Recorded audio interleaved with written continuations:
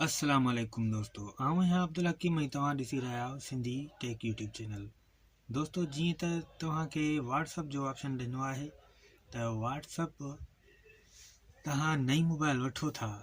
पहिरियों तव्हां वटि मोबाइल आहे हिकिड़ो, ठीकु आहे, उहो यूज़ कयो था, उन में व्हाट्सअप यूज़ कयो था, ठीकु आहे। उन खां पोइ तव्हां जेकॾहिं उहो मोबाइल खपायो था त व्हाट्सअप में वञी करे तव्हां पंहिंजो व्हाट्सअप अकाउंट जेको आहे उहो डिलीट कयो, महिरबानी करे।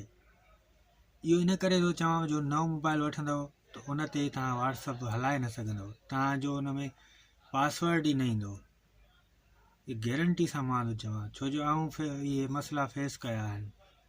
तव्हां जेतिरो थी सघे मोबाइल खपायो था त व्हाट्सअप जो अकाउंट डिलीट कयो, डिलीट करे पोइ खपायो। हिकिड़ो रीस्टोर करे ॾियूं था त मसइलो हल न थींदो न, मसइलो न हल थींदो। जेसि ताईं तव्हां डिलीट कंदासीं न त पोइ पाण जो 1 मिंट में नए मोबाइल में सेट थी वेंदो।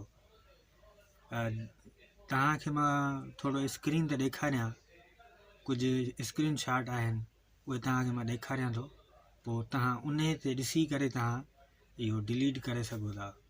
पर इहो ज़रूरी आहे। मालूकात हाणे छोकिरा काफ़ी ईअं आहिनि, नवां आहिनि, पाण मोबाइल रीस्टोर करे छॾीसीं, मसइलो ई न आहे, ॿिए में हणंदासीं।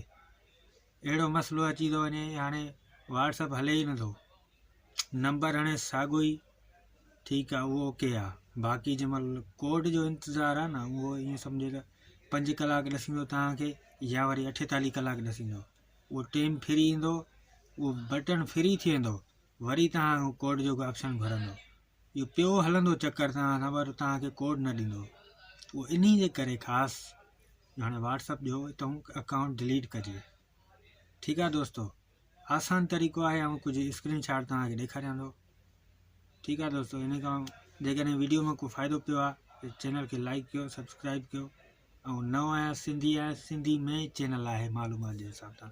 ठीकु आहे दोस्तों, हलूं था ॿी तरफ़।